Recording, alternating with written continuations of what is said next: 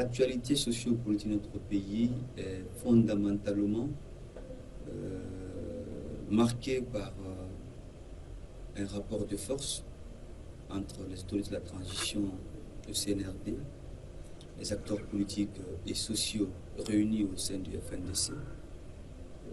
Le 28-29 juillet 2022 ont été consacrés à une série de manifestations qui ont débouché à des violences par endroits, notamment sur la route de Prince. Et malheureusement, il y a eu encore des pertes en vies humaines au nombre de 4.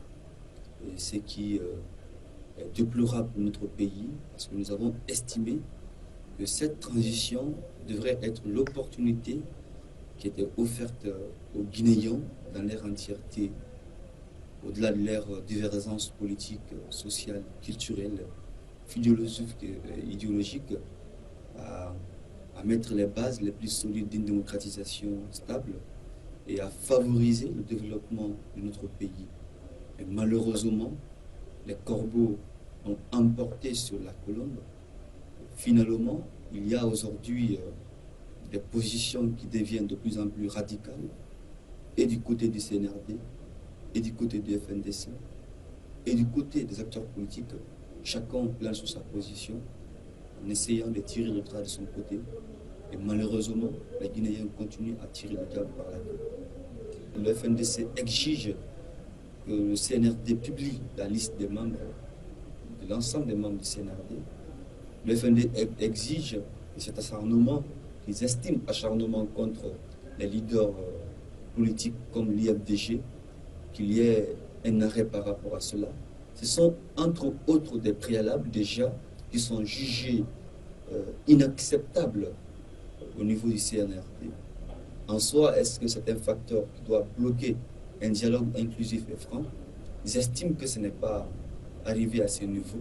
Il appartient à chacun de privilégier l'intérêt de la population afin de taire toutes ces divergences qui finalement n'aident pas le pays à sortir de la crise. J'ai été l'un de ceux-là qui avait à un moment donné estimé que le ministre Mori Kondé manquait parfois de stratégie, manquait parfois de capacité managériale afin de réunir autour de la table l'ensemble des parties prenantes. Et à ce titre, nous avons demandé que le Premier ministre Mohamed Beavogui prenne ses responsabilités afin d'engager un ensemble de processus, afin de mettre en place une structure parallèle permettant à toutes les parties prenantes d'être autour de la table, parler des problèmes du pays, parler de la transition. Et c'est ce qui a été fait.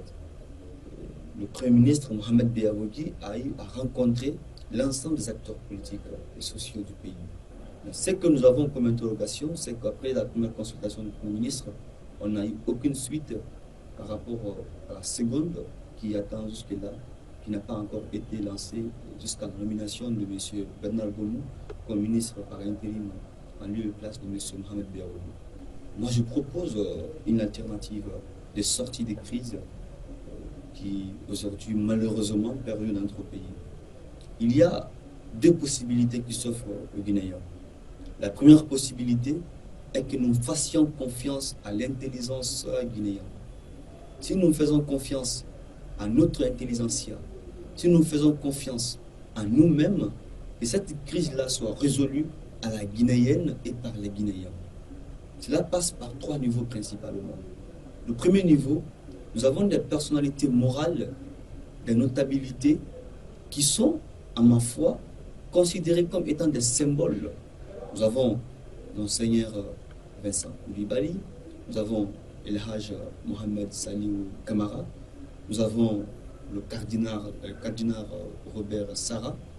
Ce sont des personnalités aujourd'hui qui, à ma foi, bénéficient du soutien moral et social même de la population, qui peuvent amener chaque partie autour de la table et discuter des problèmes de la Guinée. Donc, ça c'est un premier niveau pour moi de sortie de crise afin que chaque acteur vienne autour de la table sans préalable, sans aucun préalable. Que nous soyons capables de débattre des sujets qui fâchent autour de la table. Donc, un premier niveau de sortie de crise, si nous faisons confiance à l'intelligence guinéenne, Le second niveau de sortie de crise, c'est la bonne foi de M. Mamadi Doumbouya, la sincérité de son gouvernement. C'est la promptitude de tous les membres du gouvernement, y compris les membres du CNT, et qu'il essaye de faire en sorte que les démarches qu'il entreprenne, que ces démarches-là soient sincères. La durée de la transition, le chronogramme de la transition, que toutes ces questions soient ramenées autour de la table afin de discuter autour des acteurs politiques et que, en fin de compte, que chaque acteur politique puisse dire ses ressentiments et qu'on trouve une solution médiane. Le troisième niveau de sortie de crise à l'interne, c'est aussi le niveau de compréhension des acteurs politiques, leur niveau de discernement par rapport à leurs revendications. Nous avons l'impression que nous avons affaire avec des acteurs politiques qui veulent qu'on aille aujourd'hui, tout de suite et maintenant aux élections. Étant donné que les problèmes guinéens ne sont pas déjà des problèmes électoraux, ce sont des problèmes liés à un système. Et ce système-là, il faut le combattre. Il faut créer une condition de stabilisation de notre système démocratique et de favoriser la culture de vivre ensemble dans notre pays. À ce titre, les acteurs politiques doivent essayer de faire preuve de discernement. En quoi faisant?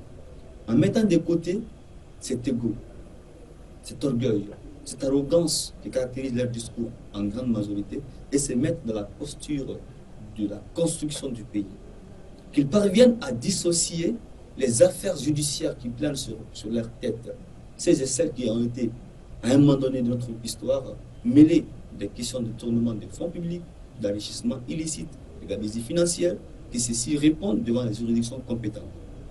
Et nous demandons par la même occasion à la CRIEF et à toute autre institution auxiliaire de la justice que chacun, en ce qui le concerne, essaye de travailler dans le seul intérêt de la population guinéenne. Que ni le CNRD, ni les acteurs politiques ne doivent avoir un agenda caché. Maintenant, si nous n'avons pas la capacité de faire preuve de courage, d'abnégation et de faire confiance à notre intelligence interne, on peut envisager la seconde sortie de crise. Et cette sortie de crise va être l'intervention d'un médiateur international ou sous-régional ou régional. En l'espèce, la CEDEAO a mandaté M. Thomas Boni-Yayi, ex-président du Bénin, à être le médiateur de la crise guinéenne. Sa mission fondamentale est de permettre à ce que nous ayons une transition de courte durée, donc une transition revue à la baisse à 24 mois. Il a commencé ses premières consultations par rapport à cette question. La junte militaire n'a pas daigné à déplacer la borne pour pouvoir justement donner une occasion à M. Thomas Boni-Yayi de bénéficier de ces 24 mois. Et là également, il y a un souci. Ces 24 mois, est-ce que ça commence au lendemain du 5 septembre 2021 ou ça commence le 1er janvier 2022? Il y a un souci par rapport à ce délai de 24 mois. Le CNRD, quant à lui, propose 36 mois. Ces 36 mois commencent quand? Ça prend fin quand? Donc toutes ces questions doivent être débattues et chaque acteur, à quelque niveau qu'il soit, essaye de faire preuve de transparence.